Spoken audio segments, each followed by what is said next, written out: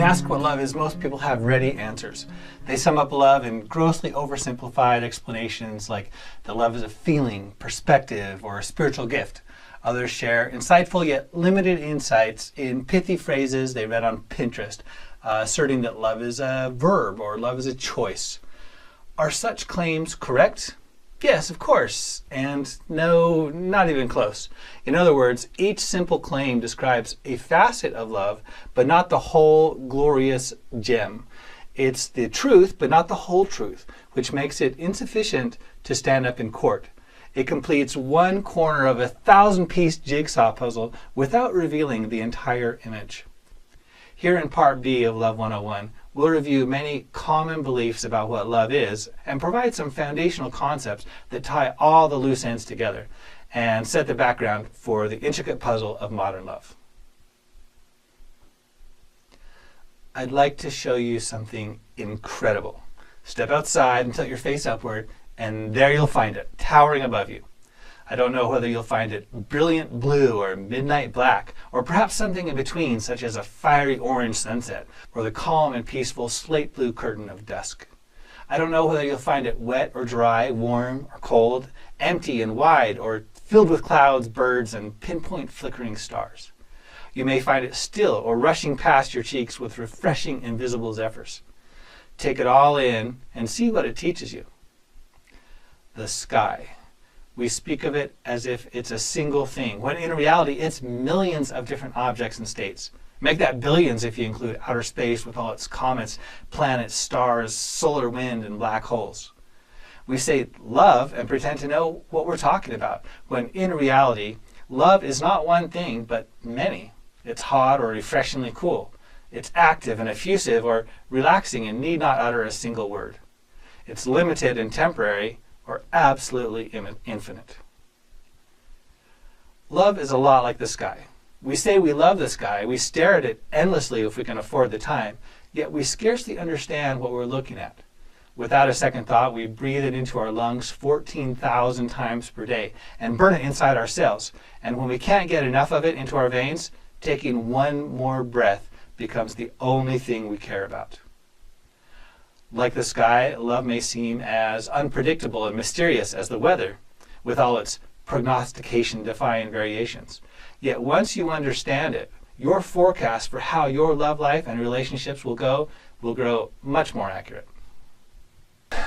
The only way to reduce love into a single thing, to tie all its aspects into one short sentence, is to point out that love is a word. Say it over and over. Love. Notice how the word feels in your mouth, on your tongue, and between your teeth. Love. It's soft and smooth, yet it has substance and power to it. Love. Your tongue drops down after the L and sends love pouring out your mouth until the voiced fricative V fades back into silence. The word is a longing, a satisfying sigh. None of love's sounds are obligatorily short. Each can be sustained for as long as breath endures. You have to admit, it's a very comfortable word. But just because a single word represents the many meanings we've attributed to love doesn't make love a single thing any more than saying sky blends the breezes and clouds and distant galaxies into a single object. English is particularly problematic when it comes to using one word to describe so many distinct mental, emotional, and physical experiences. We use the same four letters to describe what a Spanish speaker, for example, could express by saying me gusta, it pleases me, which you would say about an object or experience and not a person. Or me caes bien, you fall well to me, I like you, I enjoy you. Or te quiero, I want you, I love you. Or te amo, I love you in a more deeply committed way. All forms of love have one or two things in common. They make us feel good and generate some type of connection. So we blindly label our feelings as love and expect to live happily ever after, despite the temporary and illusory nature of many forms of love. Some loves aren't even love at all, but an immature effort to soothe our hurts and mask or avoid facing our fears. Many of the people who understand love best, who have looked at love from both sides, are forced to conclude, as Carly Simon sings so hauntingly, that they really don't know love at all.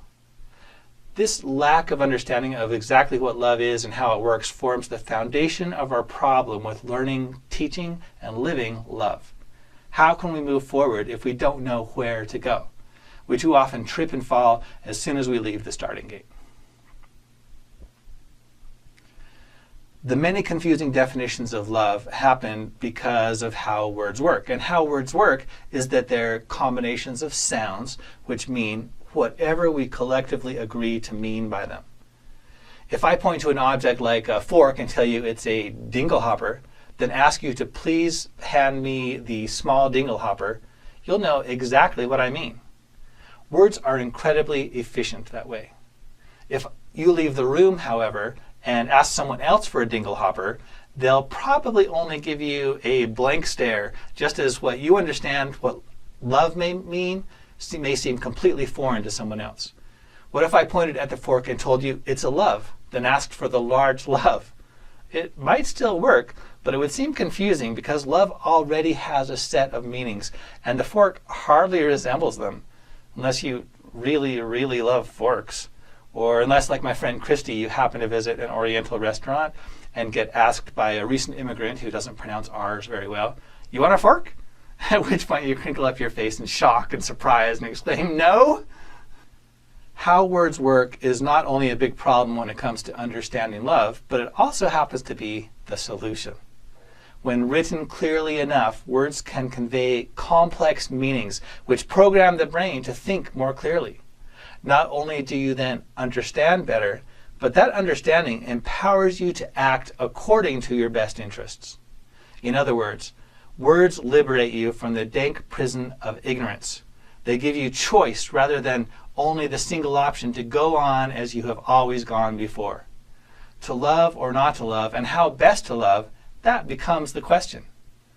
When my writing students who wanted to work smarter, not harder, which is to say they wanted to earn an A with the least amount of effort possible, would ask me for an easy persuasive paper topic, I told them that the easiest persuasion happens when ignorance is the only barrier to action. On the other hand, like transforming steak lovers into vegetarians is not an easy topic. You can preach about the health benefits, but even if they believe you, they still really like eating meat. They don't want to change. Similarly, convincing technology-addicted teens not to text and drive is not an easy topic. They may agree with every point you make in the moment, but once social media alerts begin buzzing on their way to school, they're likely to think, "I'll be okay just this once. I'll only glance at my phone briefly."